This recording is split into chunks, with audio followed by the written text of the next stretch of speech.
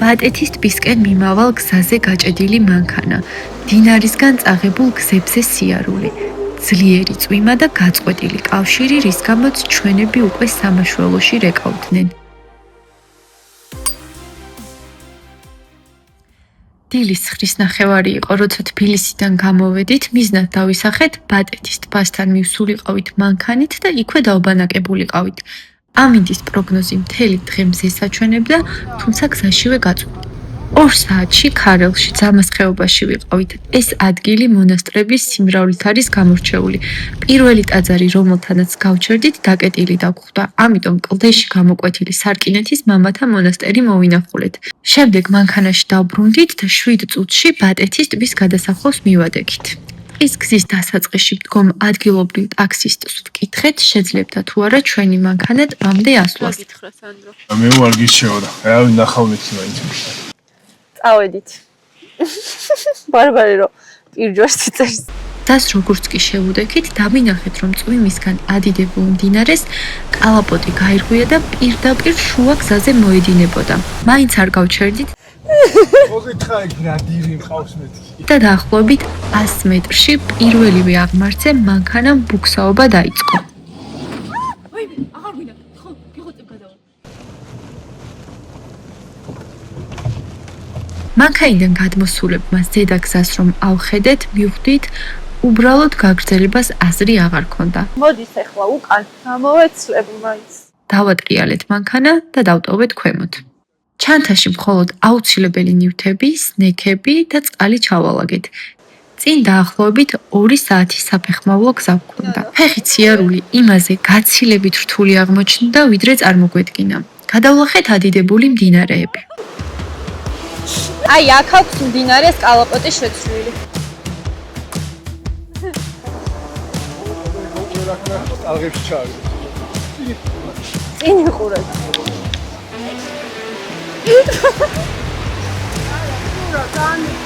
არ გინდა ეგრე, ბაბი. სად მოვკვდა? აი აქ და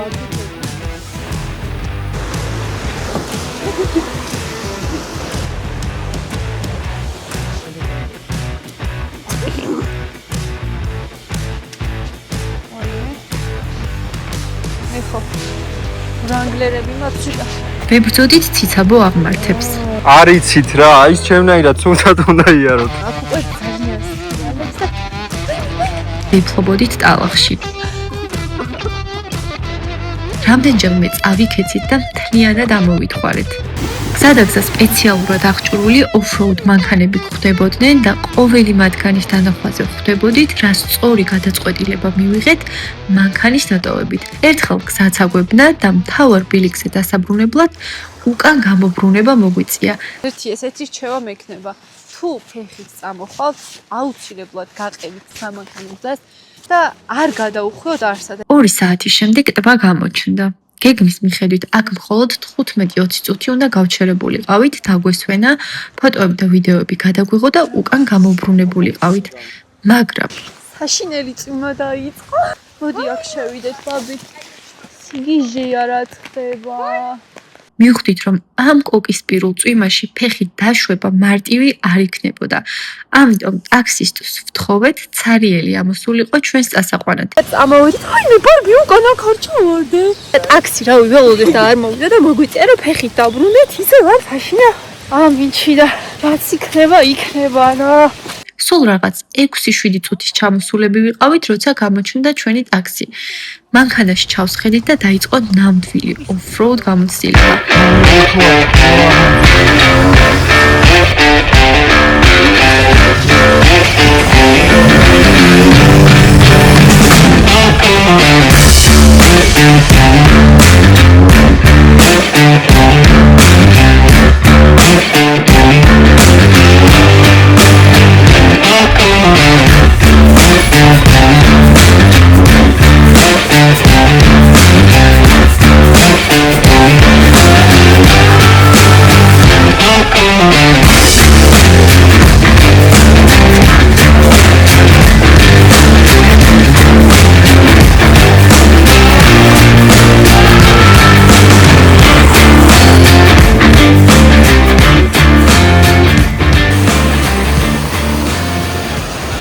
20 წუთში მშვიდობით ჩამოვაღწიეთ მთავარ გზაზე.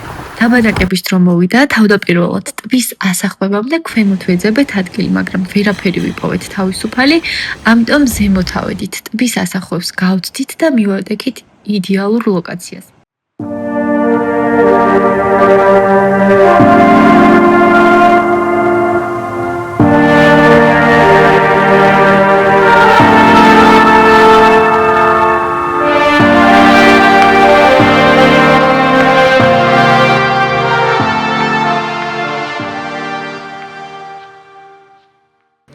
სულ სველები ვიყავით, გავშალეთ ტენტი, დავდგით მაგიდები და დავანთეთ 2 ცეცხლი.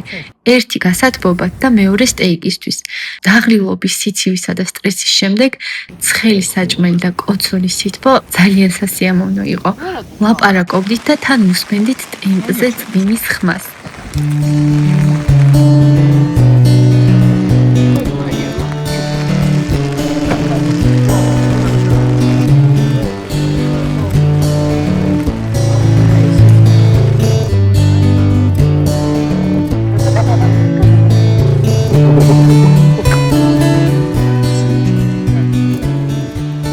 ცხლის ნახევარზე ავიშალეთ და თბილისისკენ დავეშვით. როგორც აღმოჩნდა, ნამდვილი დრამა წინ გველოდებოდა. მოკლედ ესეთი ამბავია, ეხლა დაიჭირა ტელეფონმა და ცალკე ჩემი მშობლები, ნათესავები, ცალკე სანდროს მშობლები, ნოდოსებმა არ იცოდნენ, დარწმუნებული ვარ ნოდოსებიც, უკვე პატრულში რეკავდნენ სამაშველოში, ეგონათ რომ რაღაც მოგვივიდა. არა და გაფრთხილებული მყავდა ყველა, რომ აქეთ არ იჭერდა, მაგრამ მაინც ინერვულეს რო არ გამოვჩდით 3-4 საათი, ვინც აქეთ წამოხვალ, ზოგადად იცოდეთ, რომ ეგ პრობლემა არის. და წინასწარ, გააფრთხილეთ, რომ კაი ხანი არ დაიჭერს. მესმის ეხა მაინც მანქანით ვიყავით ის და ინერვულეს, მაგრამ ბრუნდებით თბილისში, 10 წუთია. გამის 11 საათზე დავბრუნდით თბილისში, დაღლილები, ტალახიანები, მაგრამ ძალიან იშვიათი და ძვირფასი გამოცდილებით სავსე. ძალიან ბევრი გამოხმაურება უნდა ქონდეს ამ ვიდეოს, რომ ჩემმა მშობლებმა YouTube-ის შემდეგი ვიდეოს გადასაღებად გამოვიშვა. გთხოვთ, ყველა მიაქტიურეთ და დამიწერეთ კომენტარებში, რომ უნდა გავაგრძელოთ ეს ყოფილი თორე და ჩემი აღარ გამომიშვოთ და მე რა ვუშველებ?